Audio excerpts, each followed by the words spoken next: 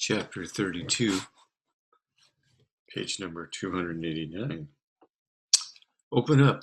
He nodded as the brig door and handed over the orders. Major Hollister had issued it for him. I'm here to see the prisoner. You'll have to leave your weapons here, sir. The MP was young, but he was thorough. His partner stood 10 feet away and watched with bright interest. He put the paper bag he was carrying on the desk to one side of the brig door and then passed over his assault rifle, M9, and combat knife. The weapons were stored in a metal ammo box beside the desk. What's in the bag? Breakfast. I gotta see it before you go in. Sure. He scooted the bag across the desktop. The MP took a moment to go through the two styrofoam containers filled with lamb chops, sticky rice, yogurt, and grapes, and apricots. There were also slices of naan, covered in poppy seeds and still warm and fresh from the oven. Two bottles of water. Looks good. The MP returned the bag. Beats the breakfast I got this morning. He peered through the bars at the occupant. Hey, Private, stay away from the door. Do that and we're all good. What if I don't want any company? Pike's voice was ragged, sleepy roar. You stopped getting a choice last night when you got stuck in here. Just stay back from the door. The MP peered through the bars again and then opened the locks and pulled the door to one side. Pike sat against the back wall, knees drawn up, his elbows resting on them. He looked at Heath with an unreadable expression. Step inside the cell and immediately to one side. Heath nodded, reminded of how the security was when he'd went to see Darnell Lester. The strange thing was that there was something in Pike's face that reminded him of Darnell, the same kind of resolute acceptance of his fate. As soon as he stepped inside and to the side, the MP slammed the door behind him. The lock grated, and Heath was suddenly more aware of being inside the room alone with Pike than he thought he would be. The feeling was primitive and wary. Did the brass bust you down to kitchen patrol? A slight smirk twisted Pike's lips. No. He'd placed the bag on the bed. I didn't do anything wrong. Get your breakfast. Half of that is mine. For a minute, Pike didn't move. Heath knew the man was just being stubborn and prideful. Then Pike reached into the bag and took out one of the styrofoam containers and a bottle of water. Pike waved to the small cell. You'll have to figure out your own seating arrangements. Place didn't come fully furnished. He took the bag and sat on the floor, stretching his legs out before him, with his back against the wall. He refused to let the lack of accommodations bother him, or the lack of ease. On a good day, Pike was prickly to deal with. Opening the container, he looked over the contents and inhaled the fragrant aroma. You're going to have to eat it with your fingers. They're not going to let us have plastic silverware. Too bad. You should see what I can do with a spork. Maybe another time. He took the sarcasm as a positive thing. Of course, that could work against him, too. You don't know what you're missing. I'll take your word for it. He dug into the meal with relish. He folded the chunks of lamb into the naan. He seasoned the makeshift sandwich with some of the sauces provided and then took a big bite and chewed. He didn't try to talk.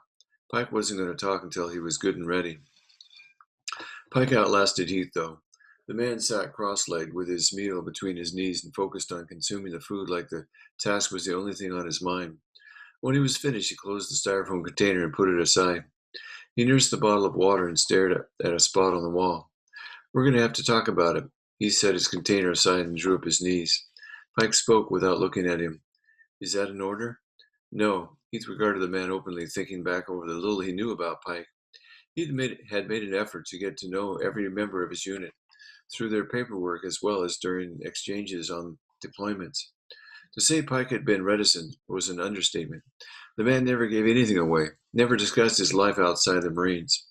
I can help you, Pike. I don't need any help. You killed those men. I've killed a lot of men, Lieutenant. Pike folded his hands behind his head and leaned against the wall. He kept his focus on the door. You killed Captain Zareth. Yeah? Why? He needed killing. Why? Pike didn't answer. Did you kill Zareth over the dead Russian because Zareth killed the man while he was in your custody? For a minute, Pike didn't answer. I didn't know the Russian, if that's what you're thinking. I don't know what to think, Pike. I came here to figure out what I'm supposed to tell Major Hollister. He's heading up the investigation of the shooting. What do you think? I don't think you're a murderer. Pike grinned, but there was no humor in his dark gaze. I trailed Zaroff and his men last night. That looks like premeditation, counselor. Ain't no way you're gonna sell that. The Marine Corps will convict me or at least kick me out. Does it make a difference to you? Pike took a deep breath. I don't want to die, and I don't want to be locked up for the rest of my life. Then let's improve on that. Pike shook his head.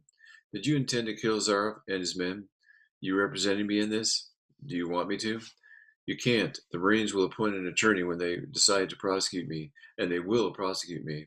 They don't have a choice. The relationship with the Afghans is deteriorating. The military will have to have their sacrificial goat. I don't want it to be me, but it looks like that's how it's going to be.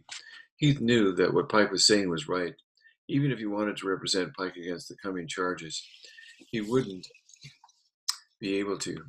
He wasn't signed up as a military attorney, and the Marines would go to their own legal staff first. This ain't your deal, Lieutenant, so breathe easy on that score. I chose to roll the dice. This wasn't you. Didn't have anything to do with you. He knew that wasn't exactly true, though. As standoffish as he was, Pike took care of his fellow Marines. The man had risked his life several times, put himself in harm's way to protect those he served with. He wasn't going to ignore that kind of dedication. Pike continued in a soft voice. I screwed up last night. Got into a bad situation and shot my way out of it. Turned out even worse when I got taken down by the other Marines. If if it had been anybody else, I would have shot my way out of that too. He slowly shook his head. Just bad luck. That's all it was. Bad luck all the way around. He paused. But you need to keep your eyes open. The Afghan National Police ain't all on the up and up. Was Zaroff doing something wrong? Pike smiled. You see? That's one of the main differences between my world and yours. In your world, you need proof that a guy's bad before you can do anything. In my world, you only need to know you know. I know Zaroff was bad. I just didn't get the chance to find out how bad because things turned sideways on me. Tell me about it. Can't, that's the problem. I blew up Zaroff before I could get a handle on it. Pike took a breath and let it out. I can tell you this, Zaroff has a connection to the dead Russian, and there are more Russians out there. What do you know? That's it. I was hoping to find out more. That wasn't in the cards. Listening to Pike, Heath got irritated. You tailed Zaroff because you thought he killed the Russian to protect someone? Why do you think he killed the Russian? His report says that the Russian had a hidden weapon. That guy wasn't holding nothing. I put him down. Didn't have nothing on him. Do you think Zaroff was involved in the anti-American factions in the Afghan National Police? Pike shrugged. Don't know. He folded his arms over his chest. I had to guess. I'd guess that Zaroff was an opportunist, saw a chance to grab something for himself and went for it. Grab what? Like I said, I don't know. Our conversation never got that far. He pushed himself to his feet and picked up a styrofoam container. He gestured to Pike for his and took it as well. I'm going to dig into Zaroff's background and see what I can find. You'd be better off just letting it go. You stick your neck out, the Marines are liable to chop it off for you. They want to get out of this clean as they can, and letting me take the fall would be the easiest way. That's not the right way. Don't be a Boy Scout. Pike's tone made his words a sarcastic accusation.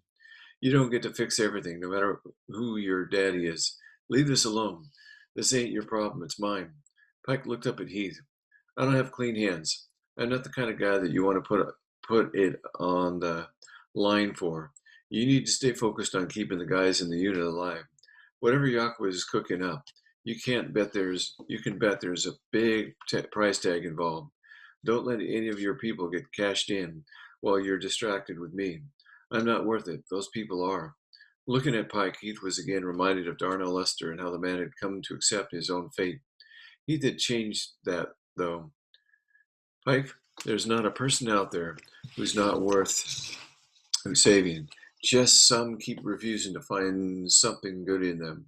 He reached into his shirt pocket and took out the compass he'd spotted in Pike's things.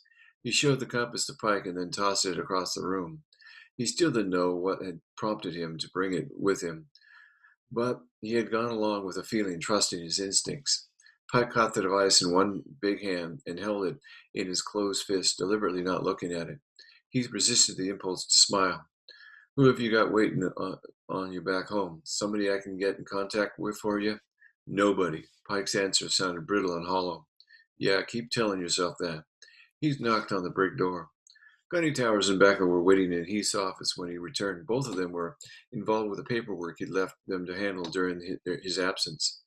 He placed his coffee on the desk and stowed his weapons before sitting down. So how's Pike? Towers pushed a fresh stick of gum into his mouth. He's fine, Heath frowned. Not talking much, though. He don't seem to be a fan of conversation. No, he doesn't. But that's only the part of the problem. Towers lifted an eyebrow. What's the other part? Pike thinks Captain Zarov killed the Russian to cover something up. Cover what up? He shook his head. The conversation last night didn't go that far. Towers tapped his finger on his clipboard. The way I hear it, Major Hollister is wanting to clear this situation quickly. And he'll hang Pike out to dry to do that. Towers nodded. So we have to do an end around the Major if we're going to look into this. Well, I've always felt that what top brass didn't have to know, top brass didn't need to know. Towers smiled. You have a starting place in mind? I do. Russians. The ones operating under suspicious circumstances. Men who have no visible connection to the city. Transients. We find them. We watch them. In the meantime, I want to know who Captain Zarov was running with. Getting around the brass should be easy right now. They're all watching Yakov, trying to get information out of his mind. I'm going to focus this a little bit. Let's see, out of him and his buddies. As long as we're out of sight, we'll be out of mind. Yeah, I figured that too. Heath turned his attention to Becca. How much do you know about Pike? She thought about it for a moment and then shook her head. Not much. See what you can find out. Why the interest in Pike? I thought you were trying to get him out of trouble. I am, but I also want to keep him out of trouble. He sipped his coffee and felt immensely tired. He's been part of this unit for a long time, Becca, and we still don't know much about him. It's time we change that. Towers nodded in agreement. So you figure if Pike won't come to you, then I'm going to get to know Pike one way or another. I want to know once and for all if he lines up in the asset or liability column. Chapter 33. Get up. Jakob kicked Jonathan Sebastian's feet, starting the reporter awake. Blurry-eyed, Sebastian peered up from his rumpled bed. His hair lay in disarray, and he hadn't shaved during the last 4 days. His clothes were wrinkled and unkempt. The thin pallet he used for a bed was scarcely better than the old cold stone floor of the cave. He hadn't looked comfortable before being awakened. Now he looked even less so. Sebastian brushed hair out of his eyes. What's going on? His voice was a dry croak. The altitude would do that. It's time to get up. Are we going somewhere? The man gazed around, then down at his wrist, obviously seeking the watch that Jakob had taken away from him. Inside the cave, he had no way of telling time. That way his mind was in as great a prison as the mountain around him. Do not ask questions. Get up, or we'll have to have one of these men get you up. After a quick glance at the hard-faced men accompanying Jakob, the American sat up and reached for his shoes. His movements were slow and jerky. His coordination was not quite together. Concentrating, he pulled one shoe on and tied the laces. Page 298. Jakob waited patiently nearby. Once Sebastian was on his feet, the man picked up his suit coat and pulled it on. His tie hung out of one pocket. I'm ready. Sebastian's voice quavered. Jakob knew the man feared death, terrified that each day was certain to be his last. But his ego was too strong to allow him to accept that. The possibility tortured him. Taking the newspaper from the man nearest him, Jakob handed the periodical to Sebastian. The reporter's relief washed across his face, softening some of the worried lines. He slid the paper in his pocket and then fished out his tie and put it on. He straightened his wrinkled shirt as best he could, tucking it inside his pants. Using his fingers as combs, he tamed his hair and didn't achieve his usual neatness. Showtime, huh? Sebastian sounded grateful. Yes, Jakob led him to the holding area where the CIA agents were in prison. What do you want me to say? Today you will threaten the Americans with the deaths of these agents if they do not release Al-Qaeda prisoners I will name for you. Jakob stepped into the holding area. Gave Sebastian the names of the 12 men he wanted to include in the broadcast. The reporter only took 2 attempts before he'd memorized the list, pronouncing each correctly. He was very quick and good at his job. 2 armed men stood guard in the room. They held pistols in their fists. The 3 American agents sat along the rear wall. For the last 4 days, their treatment had become more severe. First, food and water had been withheld to weaken them, and then only enough sustenance had been provided to keep them alive. They had not been fed or given water that day. They looked at death's door, and they were closer than they even knew. Sebastian stepped into the center of the room and took his place where he had stood last time. He took the newspaper from his pocket and unfurled it. He glanced at the CIA agents. "Good morning, gentlemen." The agents didn't say anything. Sebastian ignored them, then cleared his throat and nodded to Jakob. "I'm ready whenever you are." Jakob waved the man carrying the camera. The man held the unit to his shoulder and started filming. The bright fountain of light filled the small cave. Filled with excitement and trepidation, Heath followed the other Marines to the comm center and walked in on Jakob's most recent broadcast. Everyone in the room was silent. The squads had been stretched thin the last few days, handling everything in Kandahar as well as searching for Jakob and the kidnapped agents and reporter. In addition to that, the Joint Chiefs of Staff had an inspection scheduled 4 days from now. That information was only now starting to disseminate through the ranks. The in-country brass had tried to talk the Joint Chiefs out of the visit given the present unrest, but the Pentagon wasn't going to pull back. The visitation was a show of strength, proof that to the Taliban and al-Qaeda that the United States was withdrawing units, but it wasn't relaxing its posture. After the recent attacks, the Department of Defense was even more determined that the visit would take place. Heath had been pulling double duty to get his assigned task done, as well as pursue leads that might spring Pike from the brig. Hollister's investigation into the shooting was all but done according to the scuttlebutt that reached Heath. So far, Hollister was pinning the blame squarely on Pike, saying that revenge was a possible motivation, or letting the rumors fly about a drug guy gone bad. Either way it played, the Major was distancing the Marines from Pike, circling the wagons and pointing the finger.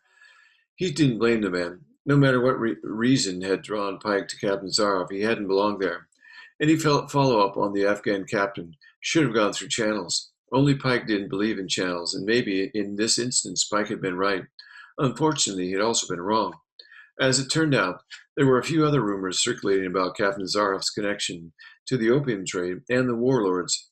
People Heath had talked to indicated that Zaroff was the man to go to in order to get illegal goods. And the Afghan National Police captain had connections to the black market as well as stolen military equipment.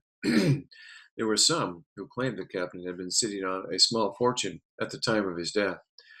On the large screens, Jonathan Sebastian looked haggard and worn. His features were pale, but Heath knew that was probably as much from not wearing makeup from the impromptu shoot as from his incarceration. Sebastian held up a newspaper with the current date on it. Heath relaxed a little, knowing that the men were still alive at this moment. "Today," Sebastian shook the newspaper emphatically. "Today, I am here to give you the names of men our captor wants freed from the prison there in Kandahar." "There," he said. "There in Kandahar." One of the CIA's cyber team units sounded suddenly excited. "That confirms they're being held outside the city. The signal isn't just being bounced around."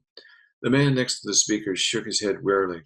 "If he's not lying, if he really knows where he is, you know how these guys operate." All the men and women at the computer stations were quickly tapping keyboards and scanning screens of data. He recognized their anticipation but didn't buy into it. Zami Yacob wasn't going to make it easier for them to find him, and they'd already known the man wasn't in the city. He didn't think they'd gained anything. One of the men operated a one-handed yoke. The imagery on his monitor raced by. "I've got a drone in the air. We've got eyes over the target area." Gerald Benton stayed behind his team, flicking his gaze from monitor to monitor. Heath wondered if the man could tell anything more about the information pulsing across the computer monitors than he could, and then supposed Benton probably knew a lot more about the ongoing operation than he did.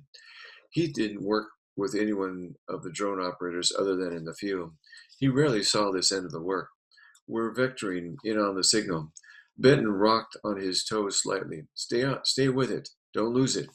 On the large screen, Sebastian waved towards the CIA agents in the back of the cave, where they were being held. Today, the hostages seemed even more listless than before. He wondered if they were being drugged. As you can see, we're all still alive. The camera turned back to Sebastian. But I've been told that if the Al Qaeda prisoners aren't freed in 4 days, these men will die. He paused. I will die. Almost there. The tech holding the control yoke jockeyed the Predator drone miles away through the mountains. He leaned into the controls, stiffly alert. We've triangulated the signal to 10 square miles, Special Agent Ben. The craggy faces of the mountains flashed by the Predator's vid array. Since the last transmission, Marine teams had set up around the mountains and erected a communications array designed to track the electronic signature of the broadcasts. Benton leaned in closer. 10 square miles is a lot of area to cover, especially if you're trying to get an extraction team into the area without being seen. As daunting as the task seemed, he knew he wouldn't have hesitated for a moment. All he or any Marine needed was a location and a chance of success. Jonathan Sebastian spoke the names of the Al Qaeda members in a strong voice, giving listeners time to write them down, though that wasn't necessary because the broadcast was being recorded. When he spoke the last name, the broadcast shut down. Did we get the location? Benton asked. The drone pilot shook his head. No, sir. Best we can come up with is a 10 square mile area. Benton cursed. The constant stress of the situation was taking its toll on him as well. He followed the drone's flight, noting all of the mountainous terrain and potential hiding places. When American forces had first arrived in Afghanistan after 9/11, they'd fought in similar mountains, uncovering Al Qaeda bases and the long tunnels that connected them. By the time rescue teams located Zalmi Yaqub, the Tangos could have repositioned. It was still a needle in a haystack. As the cameraman put down his camcorder, Yaqub drew his peshkaviz and stepped forward. Jonathan Sebastian cowered away from him, dropping the newspaper in a flutter of pages. The long curved blade glinted in the candlelight that illuminated the cave. Ignoring the news reporter, Yaqub walked towards the 3 CIA agents.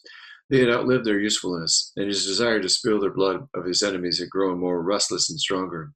In 4 days' time, the Americans would not release the Al Qaeda members he had named because Yaqub would not be there to continue negotiations. The agents had been bait, nothing more. Even dead, they could still fulfill that function. They would just be more manageable. The agents evidently saw their fates written in his eyes. Weakly, they pushed themselves to their feet, their manacles clinking as the short chains drew them up into an uncoordinated mass of bodies and limbs. They shouted curses and tried to defend themselves. Sebastian cried out behind him, "Wait! What are you doing? Silence!" The reporter staggered, then started to come forward, again only to have one of the guards intercept him and push him against the wall.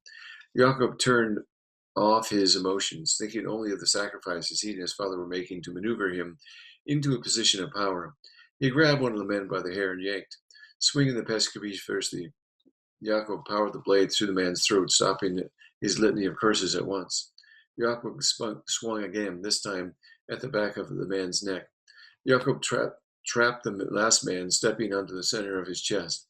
The agents grabbed Jacob's leg, but his grip was too weak to manage any kind of leverage. Mercilessly, Jacob drove his fighting knife into the insides of the man's thighs, cutting the femoral arteries and assuring him a quick and determination as well.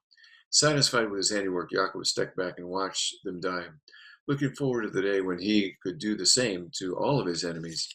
In 4 days' time, though, he would add considerably to those numbers.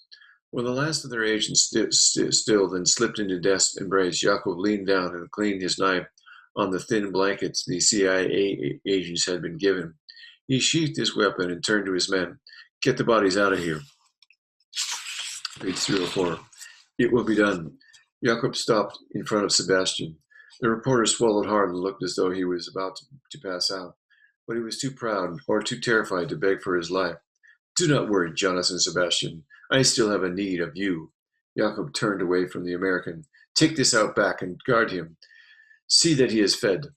Outside the cave, Jacob stood in the new fallen snow that came up to his knees. The air tasted thin and sharp. He studied the formulations of men there in the village, still prepared and felt satisfied with what had been done. The stone walls would slow those who came for him, and they would cost the American military lives. The snow would further impede the would-be rescuers, who could only arrive too late, and then die. Yaakov intended that many of them would die.